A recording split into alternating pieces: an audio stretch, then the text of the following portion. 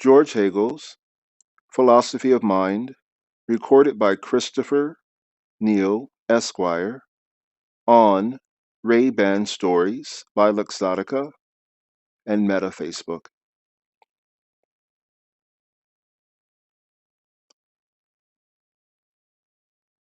Section 1, Subjective Mind. Subsection C, Psychology, Mind, der Geist. Encyclopedia Section 440. Mind has defined itself as the truth of soul and consciousness, the former a simple immediate totality, the latter now an infinite form which is not, like consciousness, restricted by that content and does not stand in mere correlation to it as to its object, but is an awareness of this substantial totality, neither subjective nor objective. Mind, therefore, starts only from its own being and is in correlation only with its own features. Psychology accordingly studies the faculties of general modes of mental activity, qua mental vision, ideation, remembering, and similar things, desires, and similar things, apart both from the content, which on the phenomenal side is found in empirical ideation, in thinking also, and in desire and will, and from the two forms in which these modes exist, in light of, or in the soul as a physical mode, and in consciousness itself as a separately existent object of that consciousness. This, however, is not an arbitrary abstraction by the psychologists. Mind is just this elevation above nature and physical modes, and above the completion with an external object. In one word, above the material as its concept has just shown. In one word, above the material as its concept has just shown. All it has now to do is to realize this notion of its freedom and get rid of the form of immediacy with which it once more begins. The content which is elevated to intuitions is its sensations. It is its intuitions also which are transmuted into representations, and its representations which are transmuted again into thoughts and similar concepts. Encyclopedia Section 441. The soul is finite, so far as its features are immediate or con-natural. Consciousness is finite, insofar as it has an object. Mind is finite, insofar as, though it no longer has an object, it has a mode in its knowledge. In essence, it is finite by means of its immediacy, or what is the same thing, by being subjective or only a notion. And it is a matter of no consequence which is defined as its notion, and which as the reality of that notion, say that its notion is the utterly infinite objective reason. Then its reality is knowledge or intelligence. Say that knowledge is its notion, then its reality is that reason. And the realization of knowledge consists in appropriating reason, hence the finitude of mind is to be placed in the temporary failure of knowledge to get hold of the full reality of its reason, or equally in the temporary failure of reason to attain full manifestation in knowledge. reason at the same time is only infinite so far as it is absolute freedom, so far that is as presupposing itself for its knowledge to work upon.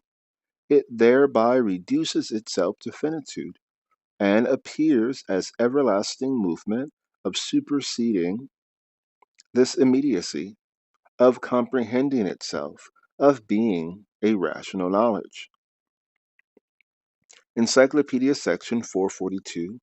The progress of mind is development. The progress of mind is development insofar as it the progress of mind is development insofar as its existent phase, which appears as knowledge, involves as its intrinsic purpose and burden that utter and complete autonomy which is rationality, in which case the action of translating this purpose into reality is strictly only a nominal passage over into manifestation, and is even there a return to itself.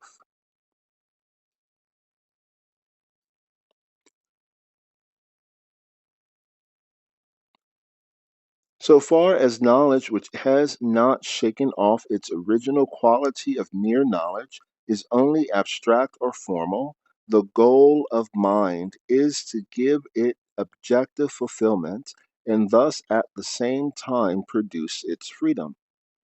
The development here meant is not that of the individual, which has a certain anthropological character, where faculties and forces are regarded as successively emerging and presenting themselves in external existence, a series of steps on the ascertainment of which there was for a long time great stress laid by the system of Condillac, as if a conjectural natural emergence could exhibit the origin of these faculties and explain them.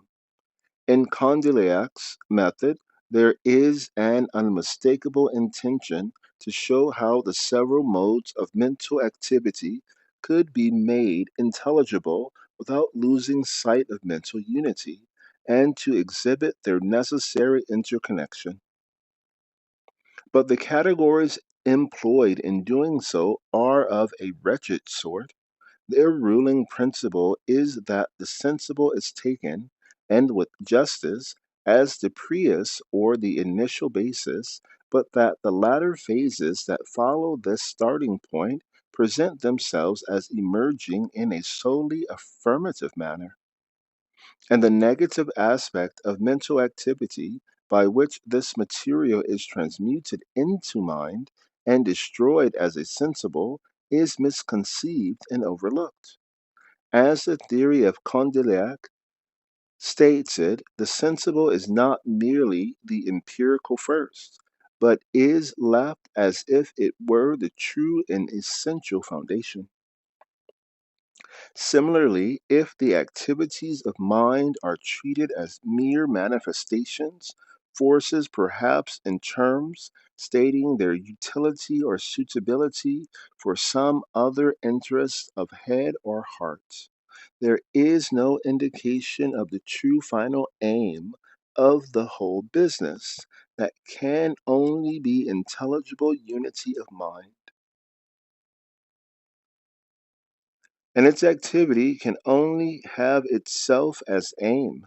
In essence, its aim can only be to get rid of the form of immediacy or subjectivity, to reach and get hold of itself and to liberate itself to itself.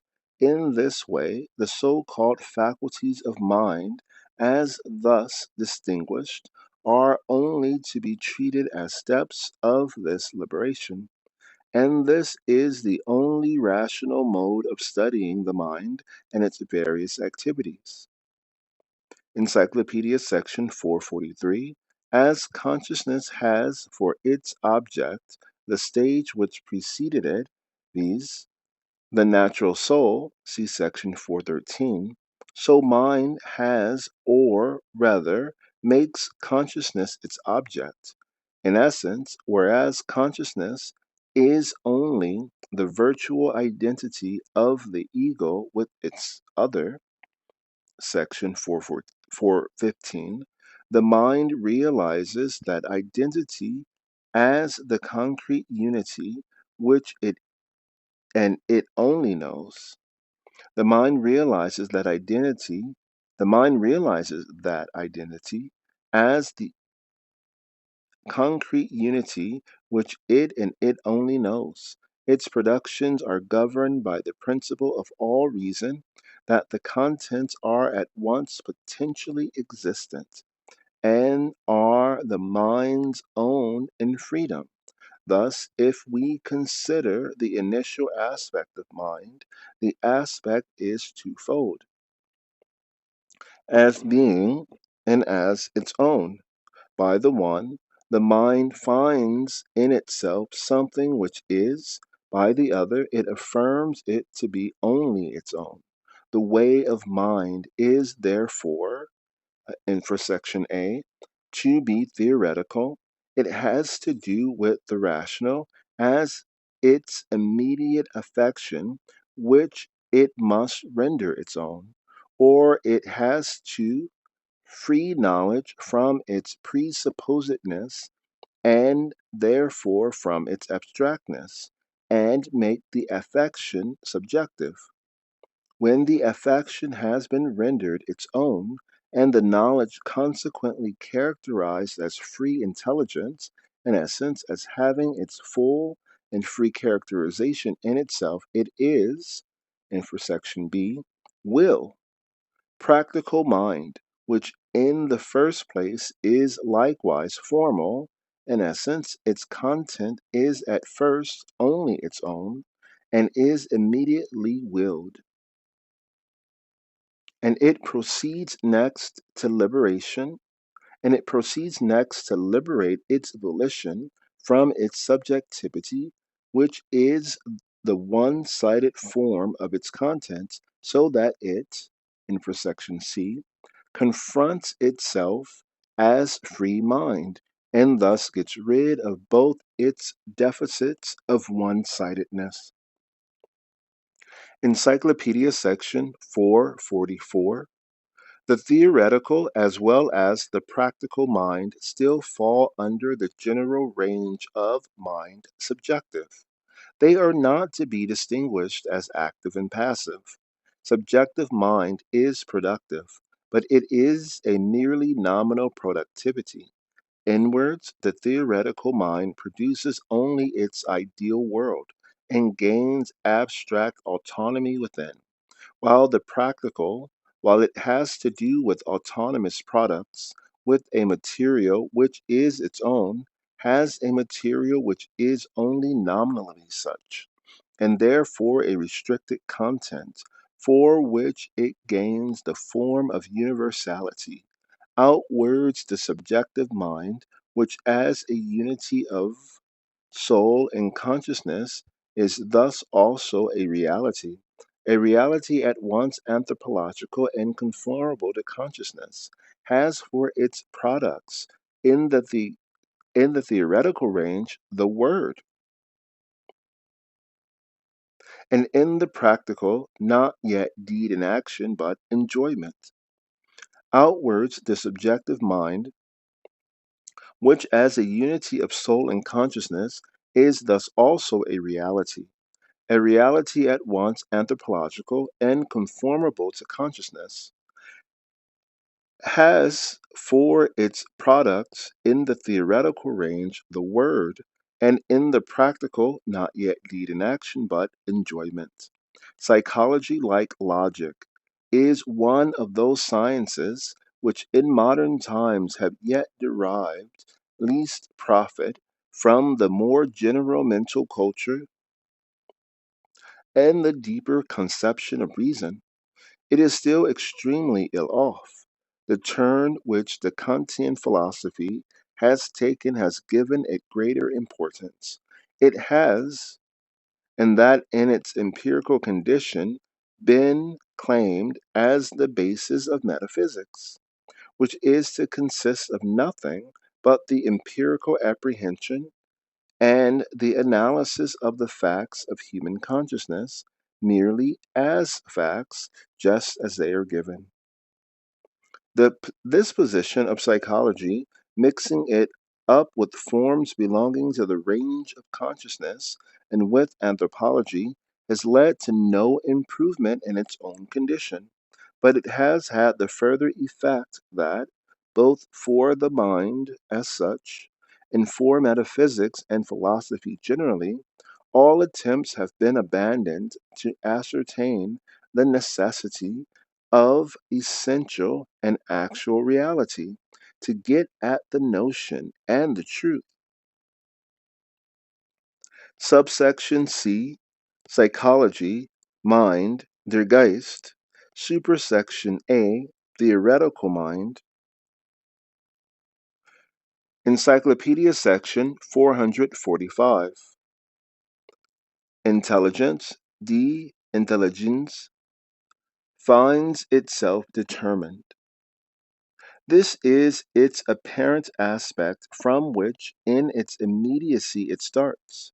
But as knowledge, intelligence consists in treating what is found as its own, its activity has to do with the empty form, the pretense of finding reason, and its aim is to realize its concept or to be reason actual, along with which the content is realized as rational. This activity is cognition. The nominal knowledge, which is only certitude, elevates itself as reason is concrete, to, to definite and conceptual knowledge. The course of this elevation is itself rational and consists in a necessary passage, governed by the concept of one grade or term of intelligent activity, a so called faculty of mind, into another. The refutation which such cognition gives of the semblance that the rational is found starts from the certitude or the faith of intelligence in its capability of rational knowledge, and in the possibility of being able to appropriate the reason which it and the content virtually is. The distinction of intelligence from will is often incorrectly taken to mean that each has a fixed and separate existence of its own, as if volition could be without intelligence, or the activity of intelligence could be without will. The possibility of a culture of the intellect which leaves the heart untouched, as it is said, and of the hearts without the intellect, of hearts which in one sided way want intellect and heartless intellects, only proves at most that bad and radically untrue existences occur. But it is not philosophy which should take such untruths of existence and of mere imagining for truth, take the worthless for the essential nature. A host of other phrases used of intelligence, ergo, that it receives and accepts impressions from outside, that ideas arise through the casual operations of external things upon it, and similar, belong to a point of view utterly alien to the mental level or to the position of philosophic study. A favorite reflectional form is that of powers and faculties of soul, intelligence, or mind. Faculty, like power or force, is the fixed quality of any object of thought conceived as reflected into itself. Force, section 136, is no doubt the infinity of form of the inward and the outward, but its essential finitude involves the difference of content to form. Ibid, the note, in this lies the want of organic unity, which by this reflectional term, treating mind as a lot of forces, is brought into mind as it is by the same method brought into nature. Any aspect which can be distinguished in mental action is stereotyped as an independent entity, and the mind thus made a skeleton like mechanical collection. It makes absolutely no difference if we substitute the expression activities for powers and faculties. Isolate the activities and you similarly make the mind a mere aggregate and treat their essential correlation as an external incident. The action of intelligence as theoretical mind has been called cognition, knowledge, yet this does not mean intelligence, inter alia, knows, besides which it also intuits, conceives, remembers, imagines, and similar. To take up such a position is in the first instance part and parcel of that isolating of mental activity just censured, but it is also in addition connected with the great question of modern times as to whether true knowledge or the knowledge of truth is possible, which, if answered in the negative, must lead to abandoning the effort. The numerous aspects and reasons and modes of phrase with which external reflection swells, the bulk of this question are cleared up in their place. The more external the attitude of understanding in the question, the more diffuse it makes a simple object. At the present place, the simple concept of cognition is what confronts the quiet, general. At the present place, the simple concept of cognition is what confronts the quite general assumption taken up by the question, vis a vis the assumption that the possibility of true knowledge in general is in dispute, and the assumption that it is possible for us at our will either to prosecute or to abandon cognition. The concept of possibility of cognition has come out as intelligence itself, as the certitude of reason. The act of cognition itself is therefore the actuality of intelligence. It follows from this that it is absurd to speak of intelligence and yet at the same time of the possibility of choice of knowing or not. But cognition is genuine just so far as it realizes itself or makes the concept its own. This nominal description has its concrete meaning exactly where cognition has it.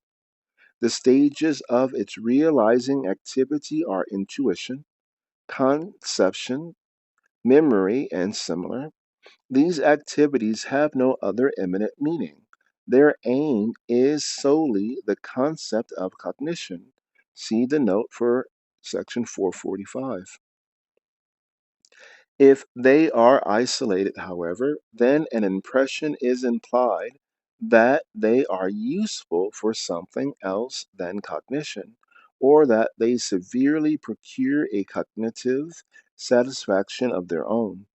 And that leads to a glorification of the delight of intuition, remembrance, imagination. It is true that even as isolated, in essence, as non intelligent, intuition, imagination, and similar can afford a certain satisfaction. What physical nature succeeds in doing by its fundamental quality, its out of selfness, exhibiting the elements or factors of immanent reason, external to each other, that the intelligence can do by voluntary act, but the same result may happen where the intelligence is itself only natural and untrained. But the true satisfaction, it is admitted, is only afforded by an intuition permeated by intellect and mind, by rational conception, by products of imagination, which are permeated by reason and exhibit ideas. In a word, by cognitive intuition, cognitive conception, and similar. The truth ascribed to such satisfaction lies in this, that intuition, conception, and similar are not isolated and exist only as moments in the totality of cognition itself.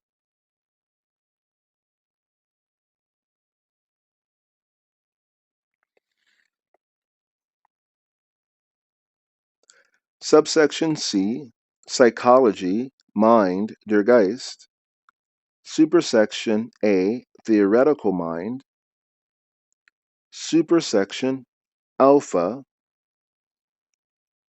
Intuition, Intelligent Perception, Anschauung. Encyclopedia Section 446. The mind which as soul is physically conditioned, which as consciousness stands to this condition on the same terms as to an outward object, but which as intelligence finds itself so characterized, is 1. An inarticulate embryonic life, in which it is to itself as it were palpable and has the whole material of its knowledge, in consequence of the immediacy in which it is thus originally. It is in this stage only as an individual and possesses a vulgar subjectivity. It thus appears as mind in the guise of feeling. If feeling formally turned up, see section 399, as a mode of the soul's existence, the finding of it or its immediacy was in that case essentially to be conceived as a congenital or corporal condition, whereas at present it is only to be taken abstractly in the general sense of immediacy. Encyclopedia Section 447. The characteristic form of feeling. The characteristic form of feeling is that though it is a mode of some affection, this mode is simple. Hence, feeling, even should its import be most sterling and true, has the form of casual particularity. Not to mention that its import may also be the most scanty and most untrue. It is commonly enough assumed that the mind has in its feeling the material of its ideas, but the statement is more usually understood in a sense the opposite of that which it has here. In contrast with the simplicity of feeling, it is usually rather to assume that the primary mental phase is judgment generally, or the distinction of consciousness into subject and object, and the special quality of sensation is derived from an independent object, external or internal.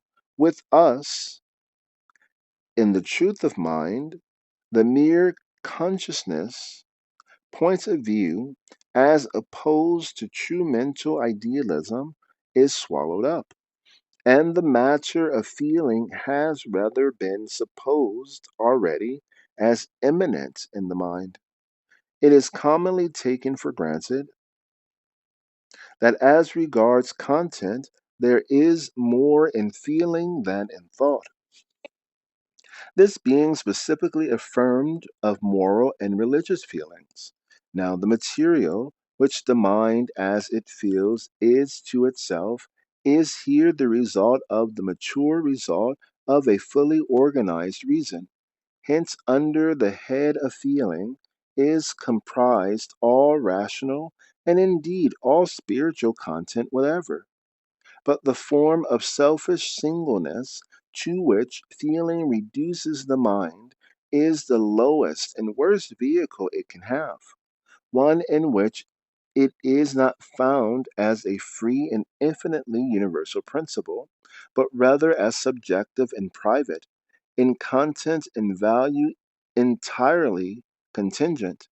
Trained in sterling feeling is the feeling of an educated mind which has acquired the consciousness of the true differences of things, of their essential relationships and real characters. And it is with such a mind that this rectification, and it is with such a mind that this rectified material enters into its feeling and receives this form. Feeling is the immediate, as it were the closest, contact in which the thinking subject can stand to a given content. Against that content, the subject reacts, first of all, with its particular self feeling, which, though it may be of the most sterling value and of wide range, against that content, the subject reacts, first of all, with its particular self feeling, which, though it may be of mere sterling value and of wider range than a one sided intellectual standpoint, may just as likely be narrow and poor, and in any case is the form of the particular and subjective. If a person on any topic appeals not to the nature and notion of the thing, or at least to reason, to the generalities of common sense, but to his feeling, the only thing to do is to let him alone, because by his behavior he refuses to have any lot or part in common rationality, and shuts himself up in his own isolated subjectivity, his private and particular self. Encyclopedia Section 448, Info Section 2. As this immediate finding is broken up into elements, we have the one factor in attention, the abstract identical direction of mind in feeling, as also in all other more advanced developments of it, an active self collection, the factor of fixing it as our own, but with an as yet only nominal autonomy of intelligence. Apart from such attention, there is nothing for the mind. The other factor is to invest the special quality of feeling, as contrasted with this inwardness of mind, with the character of somewhat.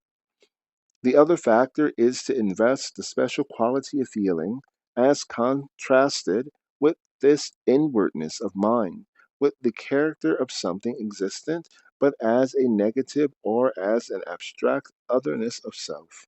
Intelligence thus defines the content of sensation as something that is out of itself, projects it into time and space, which are the forms in which it is intuitive. The view of consciousness, the material is only an object of consciousness, a relative other. From mind it receives the rational characteristic of being its very other. See Encyclopedia Sections 147 and 254.